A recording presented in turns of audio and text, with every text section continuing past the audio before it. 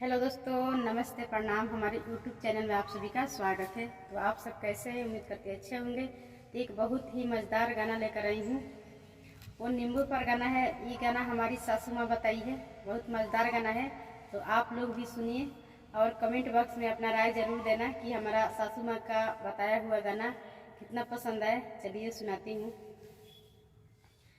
पिया मोर गईले हो उर्बी पूर्बिया गेनादार नीमुआ।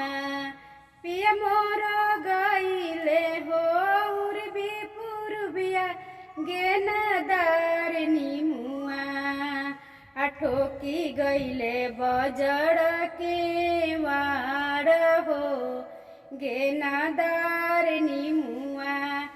ठोकी गईले बजड़ के वाड़ हो गेनादार नीमुआ। खेत खलिहानिया से भसरू जे अइले गेनादार नीमुआ। खेत खलिहानिया से भसरू जे अइले गेनादार नीमुआ। खोल भवे बजड़ के वाड़ हो गेनादार नीमुआ। खोल भवे बजड़ के वाड़ हो गेनादार नीमुआ। कैसे में खोलू भसुर बजड़ा के वड़िया गेनादार नीमुआ। कैसे में खोली भसुर बजड़ा के वड़िया गेनादार नीमुआ। रउआ बानी जेठा हम छोटा हो गेनादार नीमुआ। रउआ बानी जेठा हम छोटा हो गेनादार नीमुआ। छोड़ू छोड़ू भावे रे भासुर के नतवा गेनादार नीमुआ। छोड़ू छोड़ू भावे रे भासुर के नतवा गेनादार नीमुआ। तोरा लागी टिकावा गरायब रे गेनादार नीमुआ।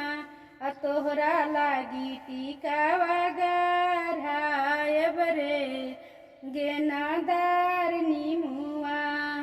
बरहो बारिशवा से पिया मोर अइले गेनादार नीमुआ। बरहो बारिशवा से पिया मोर अइले गेनादार नीमुआ। खोल धनी बजड़ के वार रे गेनादार नीमुआ। खोल धनी बजड़ के वार रे गेनादार नीमुआ। एक हाथे खोलली धनी बजड़ा के मड़िया गेनादार नीमुआ। एक हाथे खोलली धनी बजड़ा के मड़िया गेनादार नीमुआ। दूसरे हाथे टीका वाले अले हो गेनादार नीमुआ। दूसरे हाथे टीकावा चोरवली हो गेनादार नीमुआ। हम रहनी धनी दसवा विदसवा गेनादार नीमुआ। हम रहनी धनी दसवा विदसवा गेनादार नीमुआ। अकेई देहले टिकावा गराई हो गेनादार नीमुआ। अकेई दिहले टिकावा गराई हो गेनादार नीमुआ। रौरे त भैया प्रभु हमरो भसुरुआ गेनादार नीमुआ। रौरे त भैया प्रभु हमरो भसुरुआ गे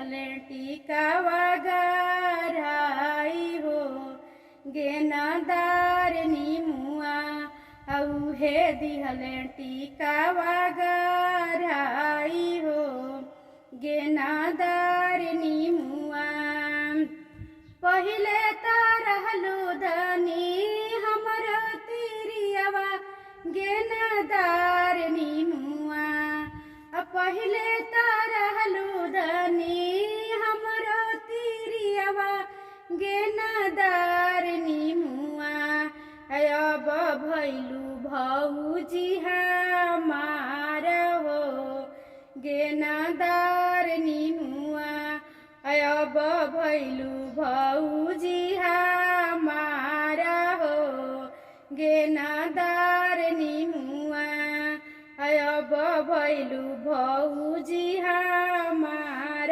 हो गेनादार नीमुआ पिया मोर गईले रे उर्बी पूर्बिया गेनादार नीमुआ पिया मोर गईले रे उर्बी पूर्बिया गेनादार नीमुआ ठोकी दिहले बजड़ के वाड़ रे गेनादार नीमुआ।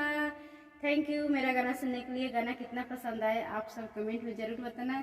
ये गाना हमारी सास माँ बताई है, तो हमें तो बहुत अच्छा लगा। आप लोगों को कैसा गाना लगा कमेंट बॉक्स में ज़रूर अपना राय देना। तब तक के लिए बाय बाय।